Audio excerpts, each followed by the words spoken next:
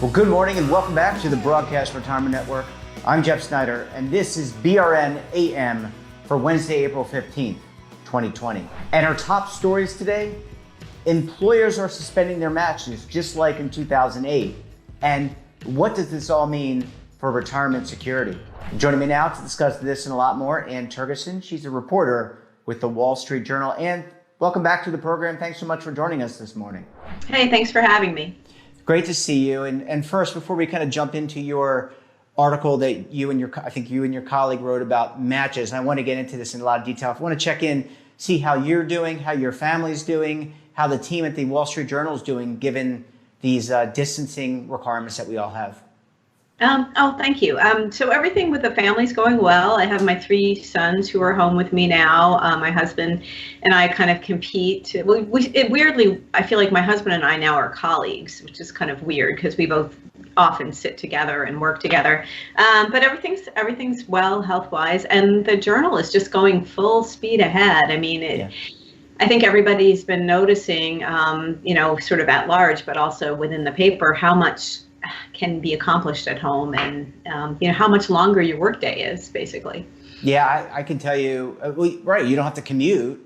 And I'm talking to you, you're on Long Island, so typically I would think you probably have to commute into the city through the train, and now you get to save that hour and 20 minutes or whatever it is each way. Now you get to save that and do more writing. I'm sure that actually is probably a good thing. Exactly. More time to talk to other sources and write really good pieces. So what I thought we'd do today, and you and your colleague wrote a really thoughtful piece, and there's a lot of great content that people should certainly check out at the Wall Street Journal on retirement and all the things that are going on with respect to this pandemic, et cetera. But I want to focus on the article you wrote about 401k matches being suspended at some companies. Why don't you give us your thoughts, and we can kind of go back and forth on that.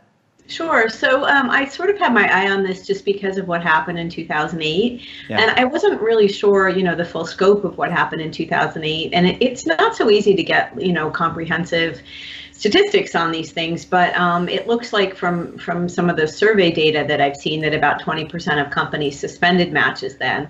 But, as you know very well, it's not necessarily something that companies can just turn on and off like super quickly. It just depends. And, if you use the safe harbor rules, you sort of have to adhere to certain procedures. And, generally companies have to adhere to procedures anyway when dealing with their defined contribution plan. So, I was a little bit surprised to see companies starting to do this so soon.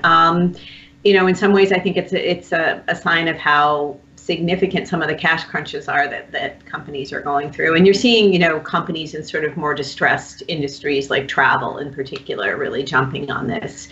So anyway, it was interesting to see so many companies moving and so early, and that was sort of what attracted us to writing the story. And you referenced 2008, and back in 2008, we went through a major financial crisis, but it was really isolated as back into the real estate market. I mean, that was really the source of this. Mm-hmm. And that started there and kind of blew up and really impacted these financial companies that had these securitized loans, et cetera, and then kind of trickled down to the rest of America, and we all were impacted. Now you look at this pandemic, and I think it's a totally even bigger issue, right? Because now you have, basically we're all working from home. Economies are shut. The economy of the United States, many cities, and globally are shut down. So really, it's significantly impactful. And I think to your point, earlier point, this illustrates the cash crunch that many small businesses especially are feeling. And so they're looking for ways to put money back into their pockets in the short run. Just because they suspend their match, though, doesn't mean that they don't reinstate their match, right? Right, exactly. So that was interesting. So one thing, just to clarify too, is that we found, some of these larger some larger companies were actually taking this step too, like Amtrak and Norwegian Cruise Lines, which actually never confirmed to us, but our understanding is that they've actually suspended. So we didn't include them in our article, but just to show an example of companies that are actually quite large that obviously are experiencing some cash crisis. But yes, companies in 2008, again, survey data, looked at companies that had suspended. I think Willis Towers Watson survey that I looked at like something like 260 companies that had suspended in the wake of the 2008 crisis. And by 2011, I think 75% of them had actually reinstated their match. And again, 75% of those who reinstated had done so at the previous level, with 23% reducing it. So, it seems clear that what you do see is companies sort of turning it on and off, and it is an attraction of the defined contribution plan, right? That companies have a little bit more leverage, or flexibility is the better word, to turn on and off their contributions when they need to. Yeah, absolutely. And you make the analogy or the comparison. Look at a pension plan. You've got to make those contributions. Now, I know they suspended under the stimulus package the need or the necessity to make that pension contribution. But you're absolutely right. There is flexibility. And wondering, so what I want to do is maybe jump a little bit off and from this. And I think this is indicative. This is important to note. That obviously this is driven by the pandemic and the economic uncertainty that exists out there. But let's talk a little bit about what this could possibly do with retirement security, because you and I have known each other for quite some time, and we've always talked about retirement security. Does this worry you? Is this the first step to kind of reversing all those gains that you saw through the Pension Protection Act that we were going to achieve through the Secure Act? That kind of got blown up because of this CARES Act and this event. Do you see that kind of unraveling a little bit, and now we're kind of going back to a potential for retirement insecurity? Well, it definitely, I think it just depends on, for the individual on, what company they work for and whether they're lucky to work for a company that's doing, decently at this time versus one that's going to have to make cuts. But, I've been, kind of consistently surprised at the data that I see that show that the company match often, can be comprised as much as, 40% of average contributions that people put in per month or per year. Different record keepers show different amounts, but I think Vanguard showed recently as much as 40% being sort of the average. So, if your employer suspends the match, then all of a sudden, the employee has a choice of either trying to make up that money themselves, or, quite often, especially in an economically stressful situation or an economic downturn, people just don't have the wherewithal to make that up. So, they're just going to be saving less. And I think it would be interesting to look at the long-term potential impact of, just assuming you lose 30% of the amount that you normally contribute for, say, 2 or 3 years. What does that do?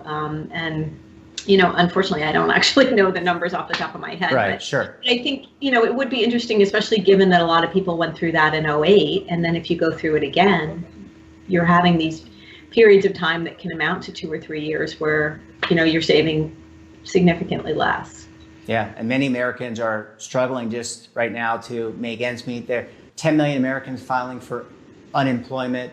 So obviously people are thinking in the short term, in the near term, how do I maintain food, shelter, and take care of my family? I think those have become the priorities. And I want to take a quick break, but when we come back, we're going to talk more with Ann and get her thoughts about what's happening in the U.S. retirement environment. So stay tuned right here on BRN AM.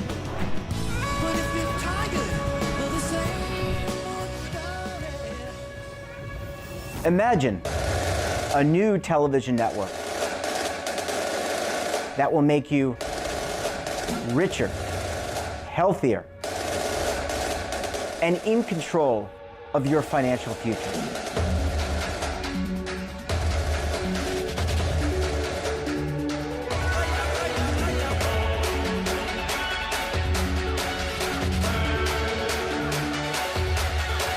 This network is for the policewoman in Nashville, Tennessee, the baker in Dubuque, Iowa, the teacher in Lexington, Kentucky.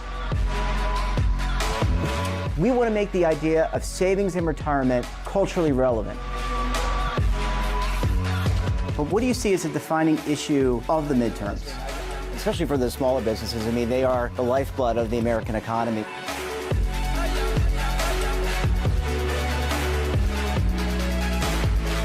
Featuring exclusive interviews, current affairs, and docuseries. 33 years old, you retired early. The philosophy is money only matters if it helps you live a life that you love. But you got to start thinking about retirement as soon as you get in. The Broadcast Retirement Network will drive very high engagement with premium partnerships. So this isn't retirement and savings for your parents or grandparents. This is for all Americans. And we're going to change the way you think about money.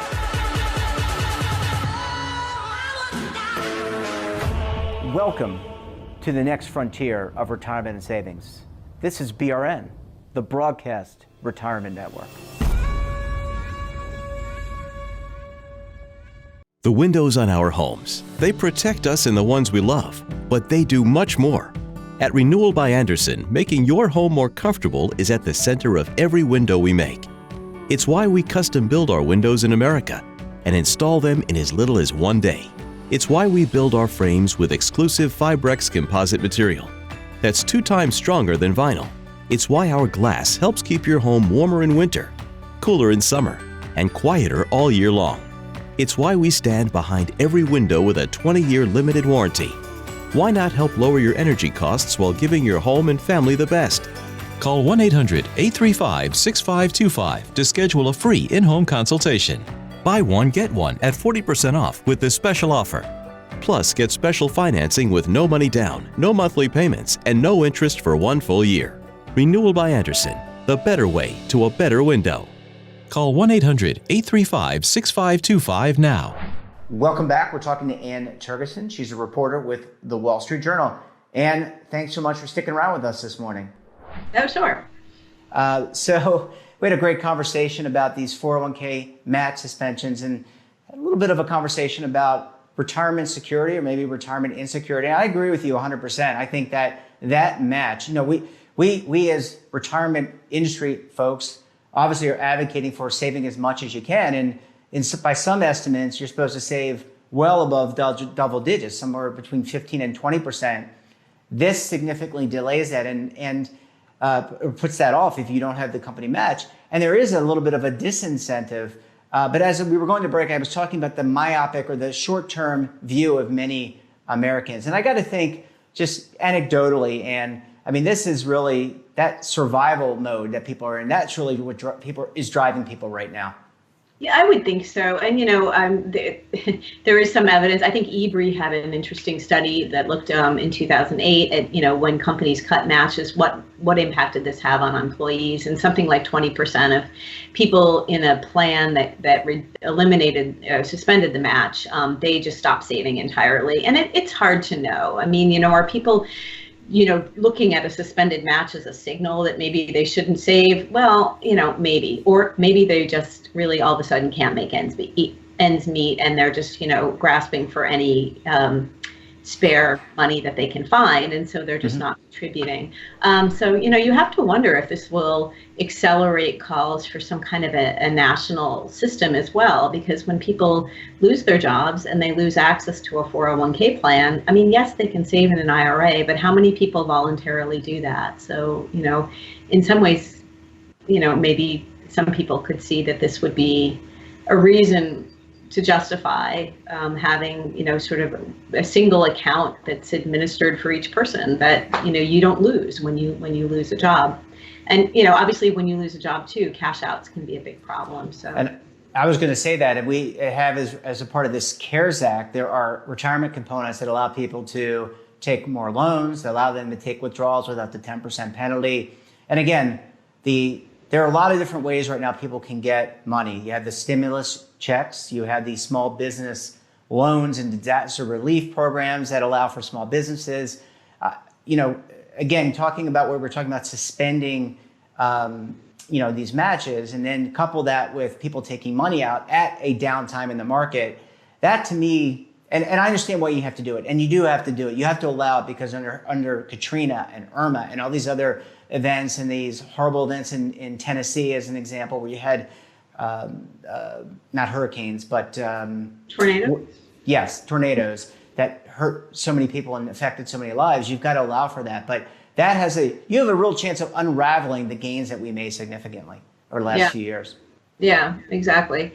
And I've spoken to a number of people who are, sort of in the policy arena who are quite I would say pretty alarmed about the fact that they're allowing up to $100,000 penalty free, and that people can just, not that people necessarily would lie, but, there's really not a lot of proof that you have to furnish that you've been affected. And I mean, arguably, a huge number of Americans have been affected. So I don't think it's a stretch to say that, most people could justify under the requirements of the law taking that money out through a hardship distribution. But again, people who are sort of involved with retirement policy, the people I've been speaking to are pretty alarmed about that.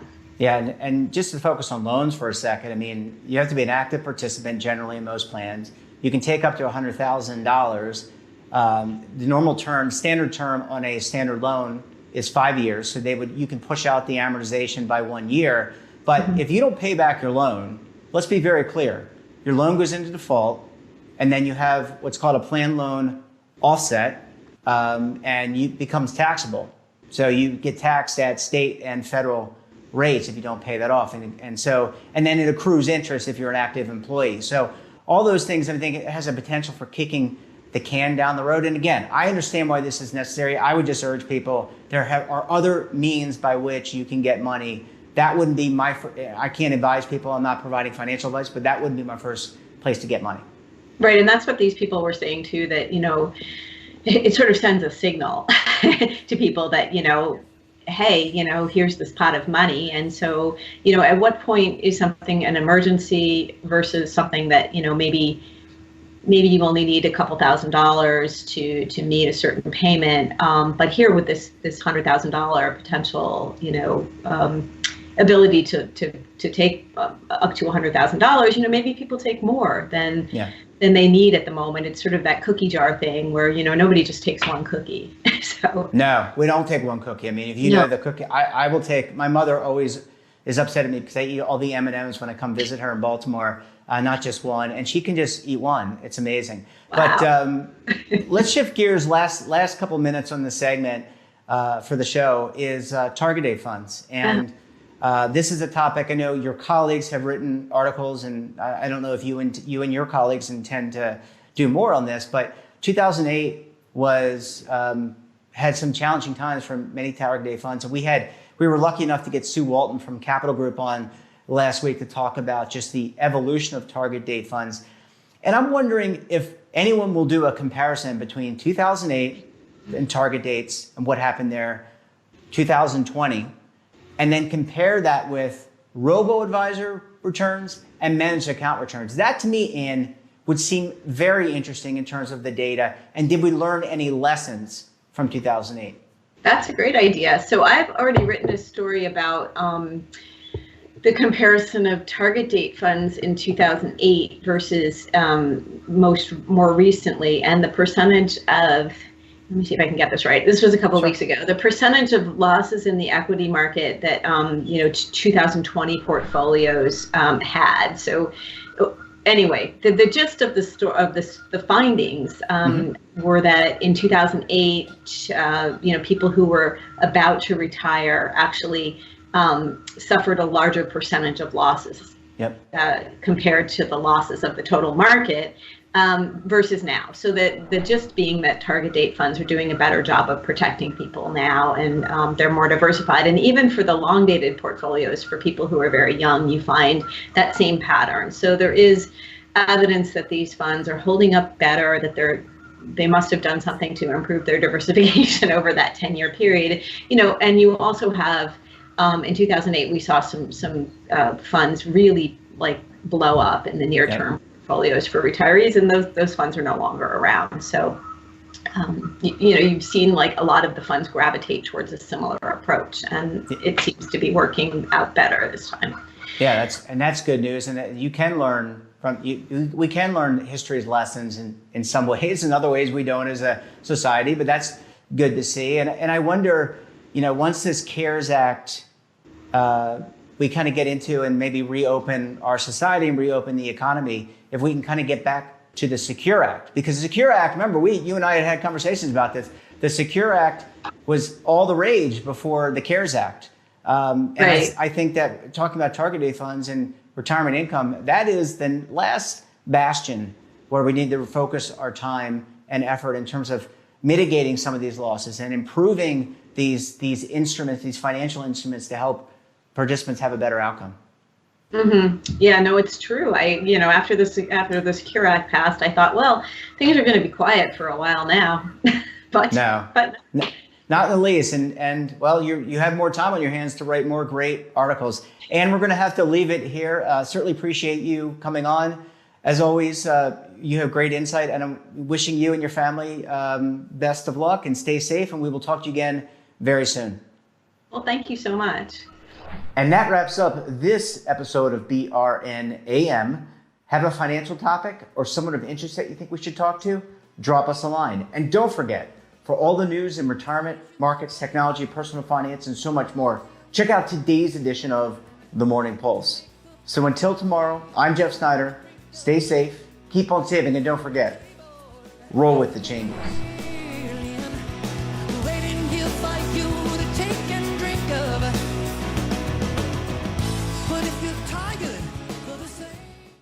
Attention!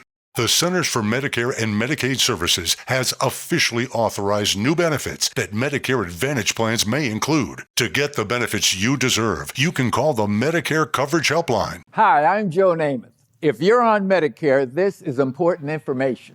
I called the Medicare Coverage Helpline and they instantly looked up my coverage. In this one simple call, they offered to enroll me in a plan that includes rides to medical appointments, private home aides, doctors and nurses' visits by telephone, and even home-delivered meals. The plan also includes dental, vision, hearing, and prescription drug coverage, all at no additional cost. Don't delay. Call to see if the new benefits are available in your area. Call the number on your screen now. It's free. Call 1-800-757-1451. That's 1-800-757-1451.